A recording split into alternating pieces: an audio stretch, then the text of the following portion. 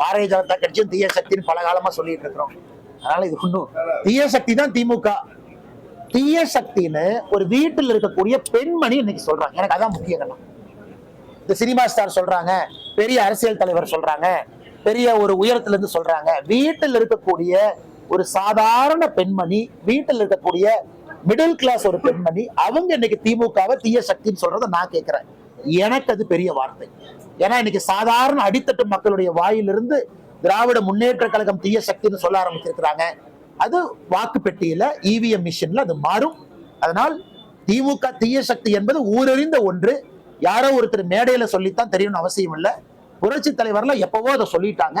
தீய சக்தி என்கின்ற வார்த்தை அது திராவிட முன்னேற்ற கழகத்தினுடைய அடையாளம். அதுல எந்த மாற்று கருத்து இல்லைங்க. அதே மாதிரி அவர் செங்கோட்டையன் வந்து புரட்சி தலைவி அம்மா, அப்புறம் புரட்சி தளபதி பேசியிருக்காரு. அது செங்கோட்டையன்னா அவருடைய அரசியல், அவரு பயணம் செஞ்சிருக்கிறாங்க. 50 ஆண்டு காலம் ஒரு இயக்கத்தில் இருந்திருக்கிறாங்க. அவருக்கு சொல்வதற்கு எல்லா உரிமையும் இருக்கு.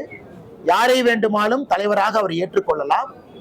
நேத்து ஒருத்தர் தலைவராக ஏற்றிருக்கலாம், இன்னைக்கு அவங்களே தலைவராக அவர் வச்சுக்கலாம். ஆனா செங்கோட்டையனை பொறுத்தவரை அண்ணனை எங்கேயும் நான் குற்றம் சுமத்த மாட்டேன். காரணம், வேறு கட்சியில் இருக்கிறாங்க அப்படி நான் மாத்தி பேச முடியுமா? தவறா போயிடும். நானும் சராசரி அரசியல்வாதி ஆயிடுவேன். ஆனா செங்கோட்டையனை பொறுத்தவரை அவருடைய அரசியல் அவர் பண்ணட்டும். மோதுவது தேர்தல் களத்துல வாக்குப்பெட்டியில மோதுவது. ஆனா செங்கோட்டையன் அவர்கள் இந்த கொங்கு பகுதியினுடைய சீனியர் மோஸ்ட் பொலிட்டீஷியன். இன்னைக்கு கொங்கு பகுதியினுடைய சீனியர் மோஸ்ட், என் தமிழ்நாட்டிலே இன்னைக்கு one of the senior most பொலிட்டீஷியனா 50 ஆண்டு காலம் சட்டமன்றத்தில் இருக்கிறாங்க. அது சாதாரண ஒரு வேலை கிடையாது. அதனால அரசியல் அனுபவத்தை நான் கொச்சப்படுத்த விரும்பல.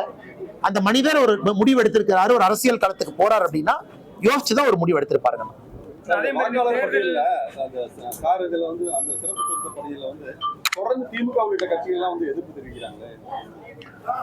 ஆனா ஏன்னா கள்ள ஓட்டு போட்டு யாரெல்லாம் இத்தனை காலமாக ஆட்சி நடத்தினார்களோ அவர்களுக்கு எஸ்ஐஆரை பார்த்தா பயம்தான். இன்னைக்கு தமிழகத்துல நேற்று புதுச்சேரியில இருந்தாங்கன்னா 1 லட்சத்தி மொத்த புதுச்சேரியினுடைய 10 லட்சம் வாக்காளர்கள்ல 1,03,000 வாக்காளர்கள் நீக்கப்பட்டிருக்கிறார்கள். அப்படின்னா 10%. புதுச்சேரியில 10% நீக்கப்பட்டிருக்கிறாங்க. கோவாலையும் கிட்டத்தட்ட 11% நீக்கப்பட்டிருக்கிறாங்க. இந்த கேரளா வரல, தமிழ்நாடு வரலீங்கன்னா சதர்ன் ஸ்டேட்ஸ்ல. தமிழ்நாட்டை பொறுத்தவரை 16% நீக்கப்படலாம். 16%. அப்ப நீ யோசிச்சு பாருங்க, பாண்டிச்சேரியில இல்லாத அளவுக்கு கள்ள ஓட்டு, ஃபேக் ஓட்டு, ஷிஃப்டட், டெலீட்டட், டெத் தமிழ்நாட்டில் இருக்கு. கோவா 11% தான், புதுச்சேரி 10%. அதனால இன்னைக்கு இத்தனை காலமாக ஆட்சி செய்த திராவிட முன்னேற்ற கழகம் புரிந்து கொள்ள வேண்டும். பாண்டிச்சேரியில காங்கிரஸ் கட்சிக்கு பிரச்சனை இல்லை. நேற்று நான் முழுவதும் பாண்டிச்சேரியில இருந்தேங்கண்ணா. எஸ்ஐஆர் வந்த பிறகு பாண்டிச்சேரியில வரைவு வாக்காளர் பட்டியல் 16ஆம் தேதி வெளியிட்டாங்க. காங்கிரஸுக்கு பிரச்சனை இல்லை. கோவால வரைவு வாக்காளர் பட்டியல் 16ஆம் தேதி வெளியிட்டாங்க. காங்கிரஸுக்கு, ஆம் ஆத்மி கட்சிக்கு பிரச்சனை இல்லை. தமிழ்நாட்டுல மட்டும் திராவிட முன்னேற்ற கழகத்துக்கு என்னென்ன பிரச்சனை? நேர்மையாக திராவிட முன்னேற்ற கழகத்தினுடைய BLA2 உட்கார்றாங்க. பாரதிய ஜனதா கட்சியினுடைய BLA2 இருக்கிறாங்க. ADMK BLA2 இருக்கிறாங்க. நாம் தமிழர் கட்சி BLA2 இருக்கிறாங்க. திரு விஜய் அவர்களுடைய BLA2 இருக்கிறாங்க. காங்கிரஸ் கட்சியினுடைய BLA2 இருக்கிறாங்க. அவங்க முன்புதான் BLO இந்த வேலையை செய்யறாங்க. எப்படி ஃப்ராடு பண்ண முடியும்? இந்த வரைவு வாக்காளர் பட்டியல் என்பது ஒரு BLO 68,000 BLO கொடுத்த சேர்த்து அவங்க வெளியிடுறாங்க. ஒரு BLOவும் எல்லா அரசியல் கட்சிகளையும் உட்கார வச்சு செய்யும் பொழுது எப்படி அது ஃப்ராடு நடக்குங்கண்ணா? அதனால திராவிட முன்னேற்ற கழகத்தை பொறுத்தவரை போகாத ஊருக்கு வழி சொல்லி கொண்டிருக்கின்றார்கள். நிச்சயமாக அவர்களுக்கு தெரியும் கள்ள ஓட்டு போட்டு ஜெயிக்க முடியாது எஸ்ஐஆர் வந்த பிறகு. அதனால புலம்பிக் கொண்டிருக்கின்றார்.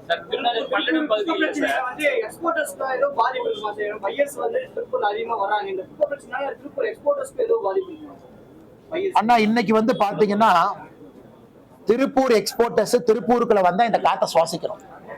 அவங்க மாஸ்க் போட்டு வர அளவுக்கு தான் திருப்பூர்ல நிலைமை இருக்கு. இந்த குப்பையெல்லாம் செக்ரிகேட் பண்ணாம அங்கங்க குப்பை மேடுகளா போட்டு இன்னைக்கு திருப்பூருடைய ஏர் குவாலிட்டி இண்டெக்ஸை பாருங்க, AQI பாருங்க. ஒரு டாலர் சிட்டி, இந்தியாவுடைய பொருளாதாரத்திற்கு 50,000 கோடி கான்ட்ரிபியூட் பண்ற சிட்டி. யோசிச்சு பாருங்க, 50,000 கோடி குறைந்தபட்சம் உள்நாட்டுக்குள்ள.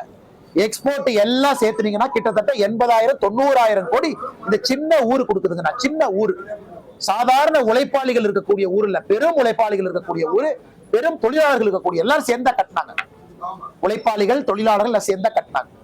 இன்னைக்கு அந்த ஊரை குப்பை மேடாக மாற்றி வச்சதுதான் இந்த மாநகராட்சியினுடைய சாதனை. இந்த மாநகராட்சி, இன்னைக்கு நான் மாநகராட்சி கேட்கிறேன்னா மாச கவுன்சிலருக்கு குப்பை கமிஷன் 50,000 ரூபாய் கொடுக்குறாங்களே இல்லையான்னு கேளுங்க. இல்லைன்னா ப்ரூஃப் நான் கொடுக்குறேன்.